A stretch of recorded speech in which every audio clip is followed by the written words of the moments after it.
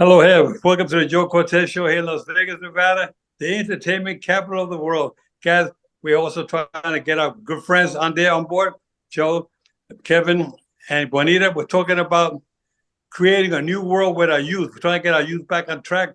Too many wrong things are going on in this world.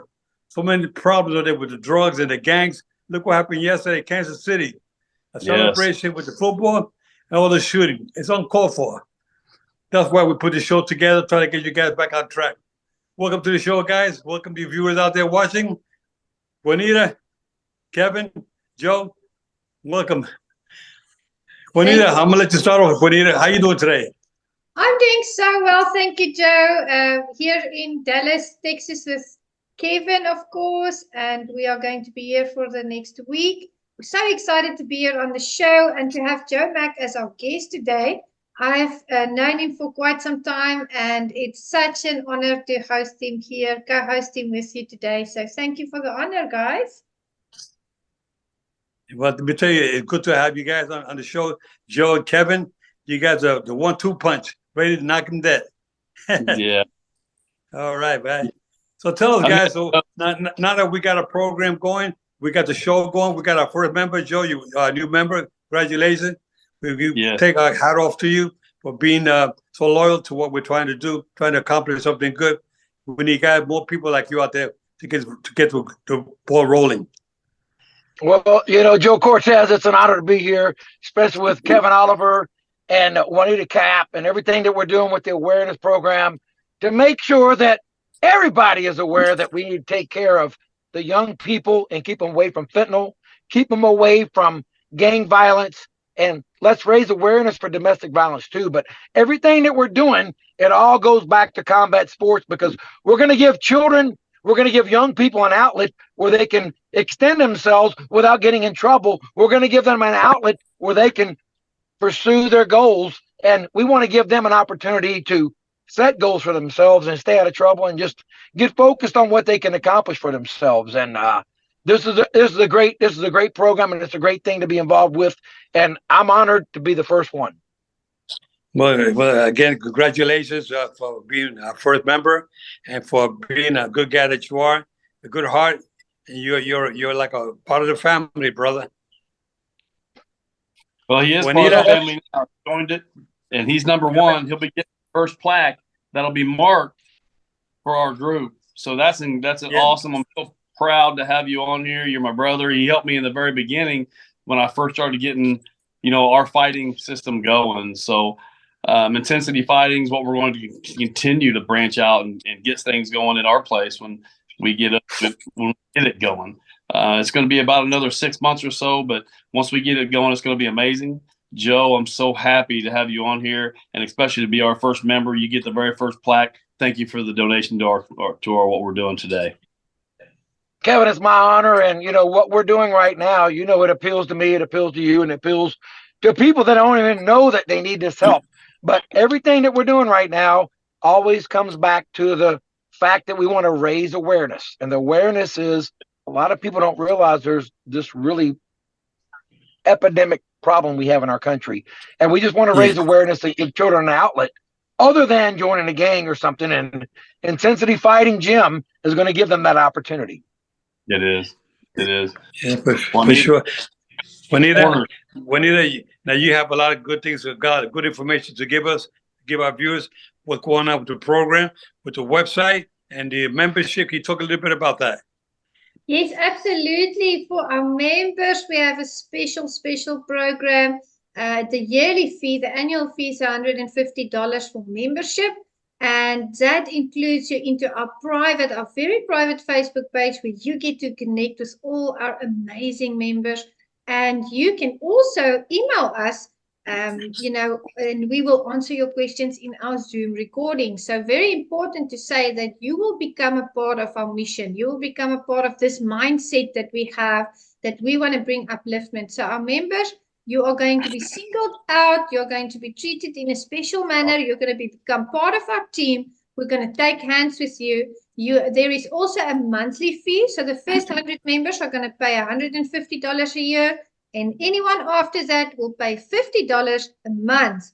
but we are going to give our members not only the private Facebook group, we are going to host them on the show here. We are going to answer your questions in real time, and we are going to give you 50% on our merchandise. Of course, we are going to be having a lot of other programs going with special items. That does not include the 50% discount, but you get your special blog as well that Kevin has brought to the fore today. He's mentioned that. So your special blog with your number, with a personalized message, and we are going to treat you as family. And I love that, that Joe, as Mr. Cortez, has spoken about the fact that this is a family. We are spreading love. We are spreading upliftment. We are bringing this mindset. We are bringing this knowledge. And not only that, these gyms that we are putting together is going to work on the skill, the mindset, and the knowledge of those that we touch. And that is something amazing. So this is here. What we are doing is to bring upliftment to make the world a better place. So $150 annually for the first 100 members, $50 a month for everyone after that. You are going to have so many benefits as a member of our group. Become a part of our movement. Here we have our first member today, Joe Mack. He was with us at the New Year's show as well when we launched this. And we are just excited for you to join hands with us. The email address is going to be at the bottom of the screen. Make sure you email us for more details. Thank you, Joe.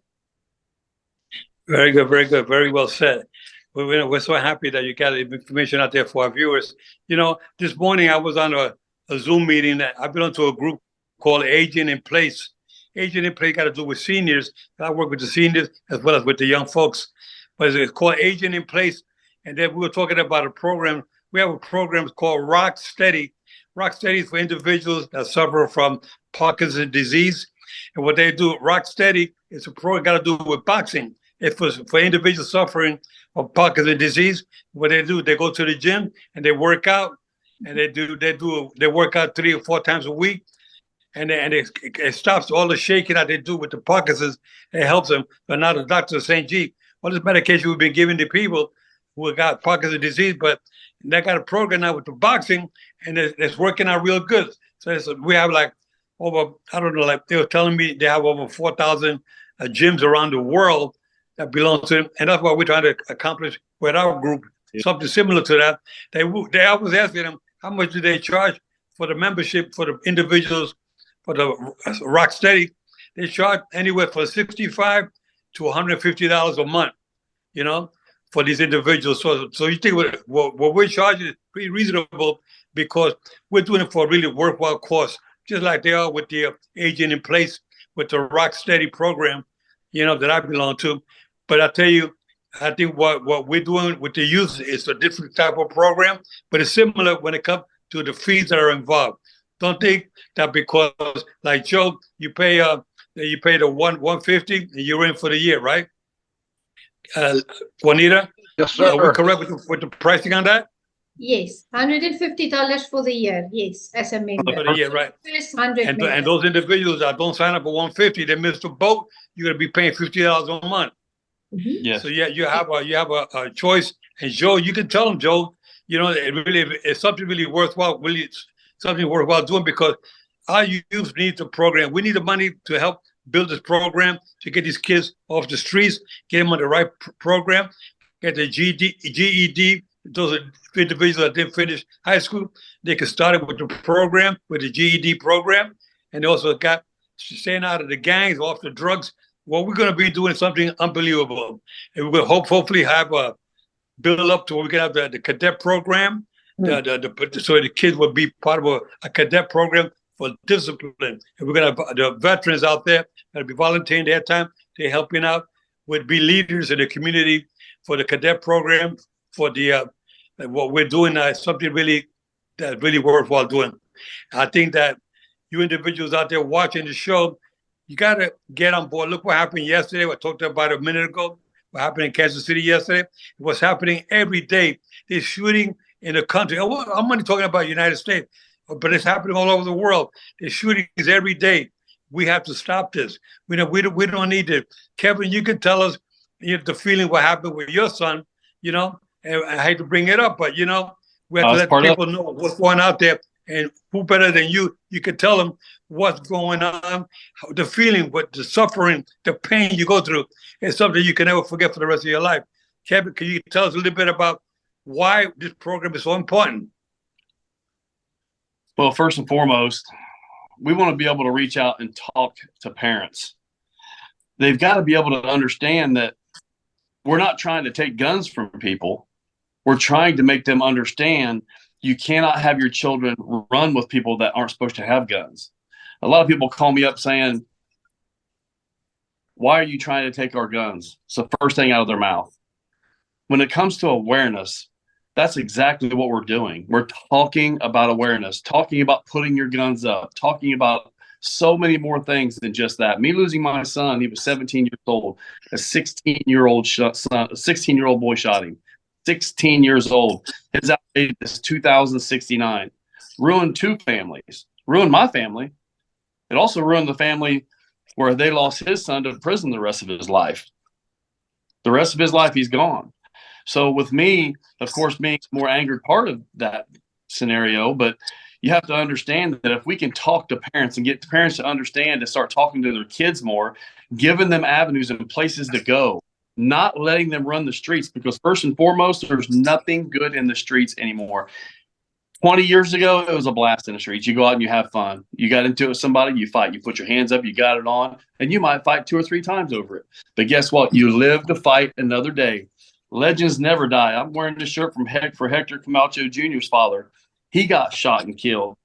You know, there's so many people that's getting shot and killed. And if we can just get out there and talk to people and have a little bit of awareness and understanding to talk to your children about who they're running with. I didn't know my son was running with somebody that had a gun, but he was. I didn't know my son had a gun when he was 14 years old, but he did. They're so readily acceptable, or they're so readily to be able to be had by anybody for $50. I asked my son, why in the HELL would you ever carry a gun? He's got good hands. Why? He was actually afraid. And that's what he told me. I said, well, you're not going to ever carry a gun anymore. You're not going to ever be in this position. It's illegal for starters. Secondly, you use your hands and you can do it. Well, he ended up doing just that. And he got into it with 4 people, 4 different people. 3 out of those 4 people are the ones that set up this fight, set up this deal, not a fight, set up this deal and ended up killing him. You know, he ended up getting shot and killed by a 6-year-old kid. We have to be able to reach out, get the tables back out, get the kitchen tables out, sit down, start having some meals, talk to your kids, because if you don't do that, there's going to be a lot more killings. We have to get them back closer into the house. We have to start talking more to our children. Exactly. Well, Kevin, let me tell you, we really offer our condolences once again to you for what's going on, what happened to you is really the most terrible thing that can happen to any parent out there, you know, and we really feel it from our heart. When you told me what had happened, I mean, right away, I said, you told me, Joe, what's on this program? I didn't hesitate. I said, yes, I want to be part of it. I want to help out. It doesn't happen to people like you again. We don't need this, you know. Look at yesterday, that young lady yesterday, she worked with a DJ, a radio program, went out there with the Kansas City. They were celebrating a victory, you know, for Kansas City. And up there, this young lady ended up getting killed. And she has 2 children. Now these 2 children at home without a mother, you know. Yeah. I mean, what happened up in Connecticut with the shooting at the school, all the school teachers, they got killed up there.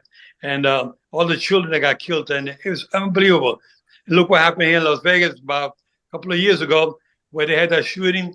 They had a concert going on. People having a good time at the concert, and some knucklehead went out there with a rifle, went up to the Mandalay Bay Hotel, got up at one of those windows, and shot and killed 58 people out at the concert here in Las Vegas.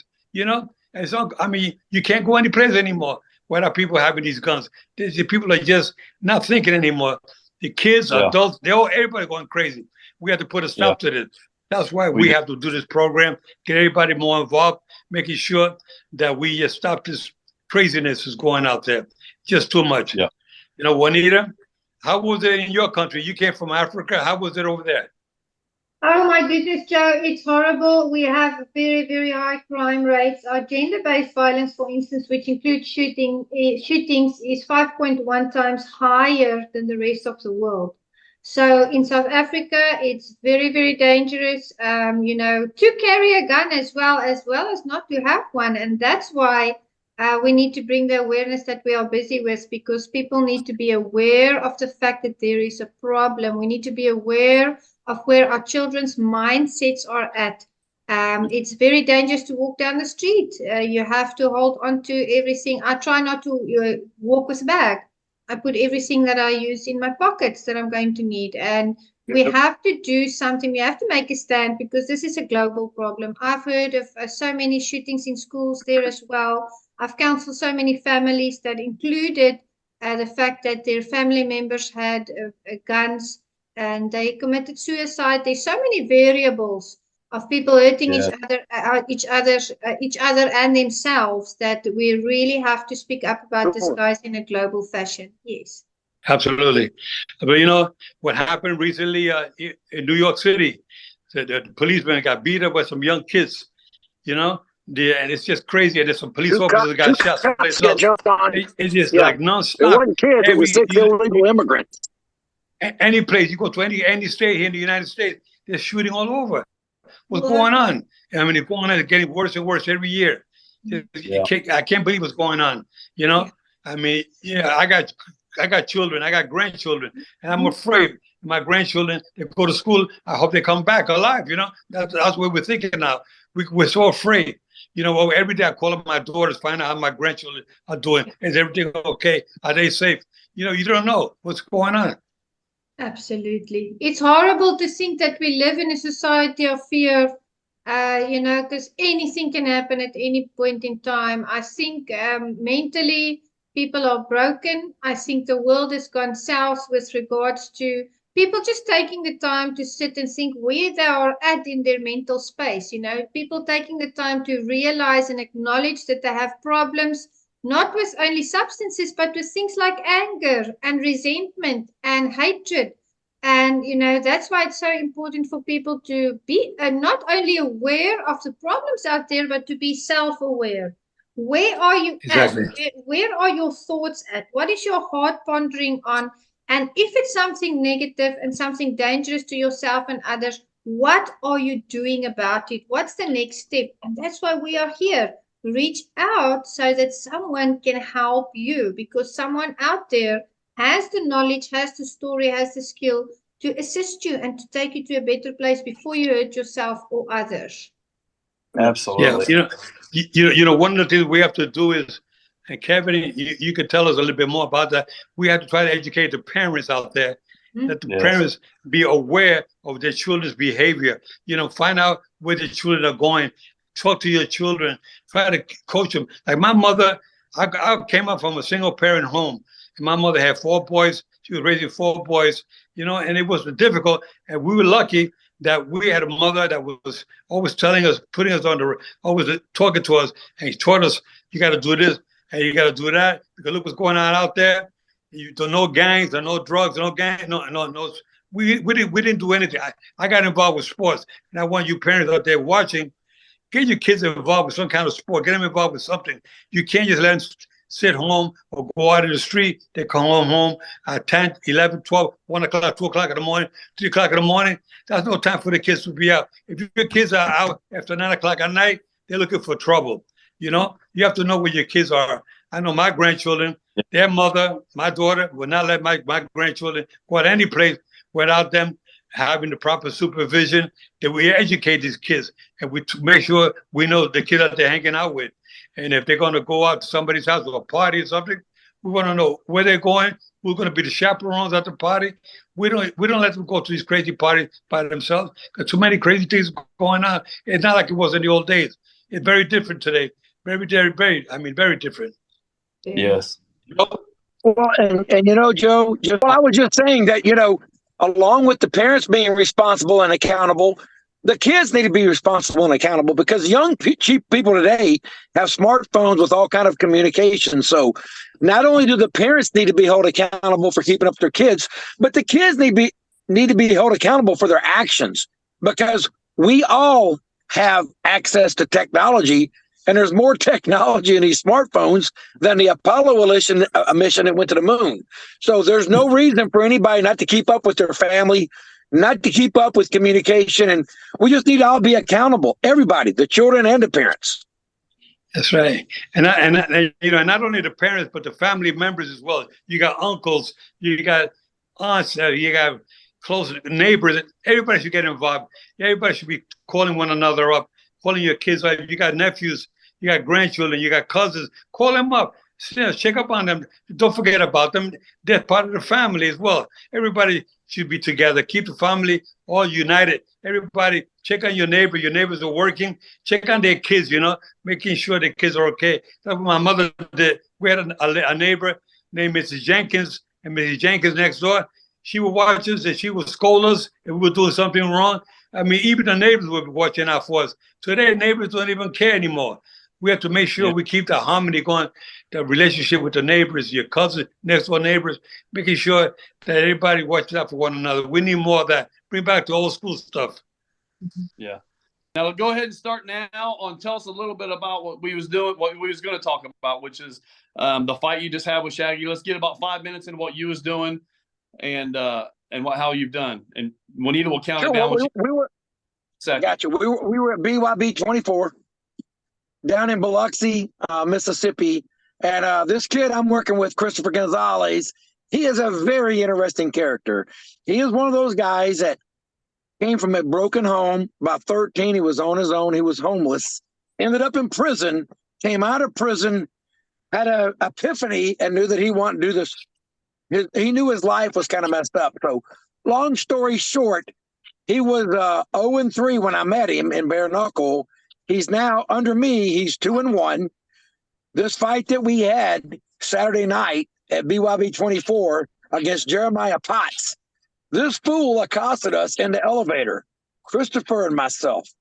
And Jeremiah, who's about 5 foot nothing and 140 nothing, I'm 6'1", 205. And he got all choppy with me in the elevator. I said, let me tell you something, son. You're about to mess up. He tells me, oh, man, I ain't worried about you. I said, you need to worry about Christopher. So we thought we were going to be the opening bout. And Joe, you know this. When you've got your fighter thinking that we're going to be the walkout bout, we're fired up, we're primed, we're warmed up, we're ready to go. And then they come and say, nope, you guys are going to be the 5th bout. So my fighter, I had to bring him back down, warm him down, and then get him prepared. And then they came and told us, nope, you guys are going to be the last bout of the night after the main event, which is fine because I understand how TV time works, but Chris did not understand what a swing bout was. So we went from being the 1st bout to the 5th bout to the last bout, which didn't matter to us. And just like I told the promoter, I said, I don't care if we fight Jeremiah Potts in the parking lot after the fight show's over, we're still knocking him out. And I said the first minute of the first round, Christopher we got shook a little bit, and because he let his mind get inside of himself, and he got away from what we worked on. He got away from the jab, but we ended up stopping Jeremiah Potts, 236 of the first round. And wow. Christopher learns so much in this fight because we cannot let circumstances outside of our care and control affect the way we're going to perform. We've got to understand that there's a lot of stuff going on. All we've got to focus on is what we got to do. And that's whomever they put in front of us, we're going to go in there and knock them out. And the main thing about all this is where he actually started from, the trouble he was in, being down and out, being in prison. There's other ways to make things right. And this is one of them, coming up to us, getting in our program, learning. You're messing with some of the strongest boxers in the world. Mr. Joe Cortez is part of this. He's going to have some of the most influential people on this group, in this family that you'll be able to reach out and talk to. I mean, this is going to be an incredible thing. This is going to be awesome. So being able to have these kids understand they can go through another channel. They can come to us, find out what gym we are sponsoring or they're sponsoring us, and put you in a place where you can get off the streets, go to these places and not fight in the streets, not shoot in the streets, stop your drugs, get back into what you should be doing.